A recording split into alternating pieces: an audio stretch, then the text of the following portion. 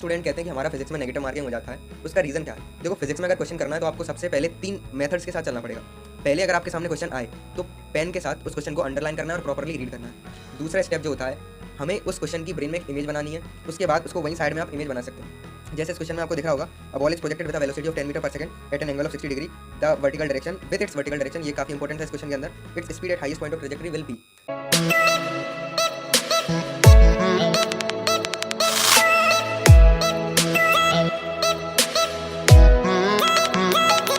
So hey guys, welcome back to our YouTube channel. और ये video basically physics के लिए रहने वाला है, क्योंकि जो मैंने पिछला वीडियो डाला था उसके जो कमेंट सेक्शन में भर भर के कमेंट्स आए थे कि भैया हम पे फिजिक्स नहीं होती है, और फिजिक्स में जब न्यूमेरिकल सामने आते हैं तो घर पे हो जाते हैं, लेकिन एग्ज़ाम हॉल में या फिर मॉक टेस्ट देते टाइम वो वही सेम न्यूमेरिकल्स हमसे होते नहीं हैं। और उनको ऐसा लगता है कि हम इतनी बड़ी फिजिक्स को एक टाइम पे मेमोराइज़ करके कैसे अपने फुल सिलेबस टेस्ट में फ़िज़िक्स में मार्क्स इंप्रूव कर सकते हैं। तो ये जो इतनी सारी क्वेरी हैं, मैं इस सिंगल वीडियो के अंदर बताने वाला हूँ। और मैं अपना बताऊँ, मेरा नीट 2022 में फ़िज़िक्स में स्कोर था 165। हालांकि ये मैटर नहीं करता मेरा स्कोर जो भी हो, लेकिन आज मैं आपको बताऊँगा ये जो जितनी भी फ़िज़िक्स के रिलेटेड आपको प्रॉब्लम फेस करते हैं उनसे आप कैसे ऋण पा सकते हैं। तो आइए इस वीडियो के अंदर देखते हैं। तो फिर इस वीडियो को स्टार्ट करते हैं। अब आपके सामने ये है नीट 2022 का फ़िज़िक्स का पेपर जो मेरा था, और इसको जब मैं चेक कर रहा था घर पे आके तो मेरा स्कोर भी था 165 और वही स्कोर मेरा निकला। पहला क्वेश्चन काफ़ी रिवॉल्टिंग था कि इसमें ये होगा, लेकिन ये मेरा सही गया मैथमेटिकली करके। और ऐसे ही अगर मैं आपको बताऊं, ये जो पूरा पेपर है, अगर आप इसको ढंग से एनालाइज करेंगे, सारे क्वेश्चन सिंपल थे। नीट 2021 के कंपेयर में नीट 2022 का फिज़िक्स का पेपर काफ़ी ईजी था। तो फॉर एन एग्ज़ाम्पल मैं एक क्वेश्चन लेता हूँ जो कि सेक्शन बी के अंदर आया है। अब बहुत से स्टूडेंट कहते हैं कि हमारा फिज़िक्स में नेगेटिव मार्किंग हो जाता है, तो उसका रीज़न क्या है? देखो, फिज़िक्स में अगर क्वेश्चन करना है तो आपको सबसे पहले 3 मेथड्स के साथ चलना पड़ेगा।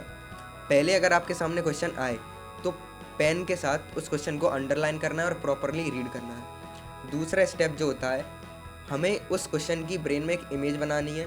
उसके बाद उसको वहीं साइड में आप इमेज बना सकते हैं। जैसे इस क्वेश्चन में आपको दिख रहा होगा, a ball is projected with a velocity of 10 metre per second at an angle of 60 degree, the vertical direction with its vertical direction, ये काफ़ी इंपॉर्टेंट है इस क्वेश्चन के अंदर, its speed at highest point of trajectory will B.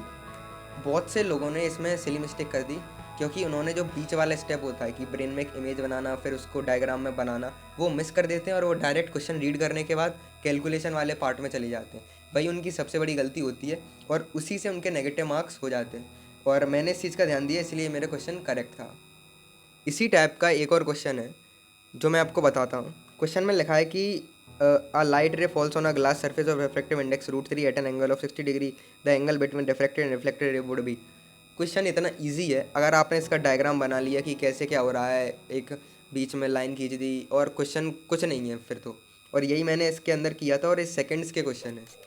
तो physics में अगर आपको अच्छे स्कोर करना है तो आपको ये 3 प्रोसेस के साथ अपने क्वेश्चंस को सॉल्व करना होगा। पहला, क्वेश्चन को रीड करना है प्रॉपरली अंडरलाइन करके।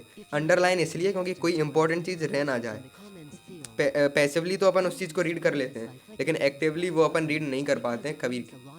तो सबसे पहले मैं आपको बता दूं, बहुत से स्टूडेंट मेरे से कह रहे थे कि भैया हम फिज़िक्स को मेमोराइज़ कैसे करें, 11th फिज़िक्स 12th फिज़िक्स इतना बड़ा पोर्शन हो जाता है, कैसे हम फार्मूलेज वगैरह को याद रखें। तो सबसे पहले मैं आपको बता दूं, आपको साइड स्क्रीन पर दिख रहा होगा ये जो मेरे शॉर्ट नोट्स हैं। अगर आप इनको देखेंगे, इन शॉर्ट नोट्स के अंदर एक भी चीज़ छूटी नहीं है जो जिनसे क्वेश्चन आ सकता है। मतलब हर चीज़ आप में इसमें कवर है। इवन बेसिक से बेसिक फार्मूला अगर आप देखें, F=K(Q1Q2/R), और ये सब वगैरह जो जितने भी इंपॉर्टेंट केस बन सकते हैं, जैसे आप देख सकते हैं जिनके क्वेश्चंस बन सकते हैं, वो भी इसमें कवर्ड है। और ये जो एक सिंगल PDF है, ये क्लास 12th के चैप्टर नंबर 7 तक है। और इसमें जैसे मैं आपको कैपेसिटर का दिखा दूँ, करंट इलेक्ट्रिसिटी का देखें आप, तो सारी चीज़ इसमें कवर्ड है। और ये मैंने खुद बनाए थे जब मैं अपनी प्रिपरेशन कर रहा था। और ऐसे ही आप देखें, मीटर पर as potentiometer, magnetic effect of electric current, ऐसे ही सिमिलरली इसमें कवर्ड है। और लास्ट में आए तो जो अपना अल्टरनेटिंग करंट है, इसमें बहुत फॉर्मूलेज वगैरह होते हैं, तो ये भी इसके अंदर कवर्ड होगा। बेसिक से बेसिक चीज़ इसके अंदर कवर्ड है। जो मैंने आपको अभी अपने शॉर्ट नोट्स दिखाए, जो जिनमें मैंने हर एक चीज़ कवर्ड करी है, फार्मूला वगैरह, इंपॉर्टेंट जो क्वेश्चन आ सकते हैं, वो भी उसमें डायरेक्ट क्वेश्चंस में डायरेक्ट, मतलब ये मान के चलिए आप डायरेक्ट उनके आंसर्स लिखें, बस आपको वैल्यू पुट करके अपना फाइनल आंसर लाना है। तो ये शॉर्ट नोट्स के लिए आप डिस्क्रिप्शन में एक वीडियो होगा, उसकी लिंक में जाएंगे तो गूगल ड्राइव पे उसके PDF मिल जाएंगे। फुल क्लास 12 चैप्टर के कवर्ड हैं। और बहुत जल्द मैं क्लास 11th के जो शॉर्ट नोट्स हैं जो मैंने बनाए थे उनका PDF मैं अभी रेडी कर रहा हूँ, तो बहुत जल्द मैं इस चैनल पे अपलोड करने वाला हूँ। और अगर आपको वीडियो अच्छा लगा तो लाइक करें, और चैनल पे नए हो तो सब्सक्राइब करें। और फिज़िक्स के रिलेटेड कोई भी दिक्कत है आपको, कमेंट सेक्शन में मुझे लिख दीजिए, मैं इंस्टेंट रिप्लाई करूँगा आपको अगर कोई दिक्कत है।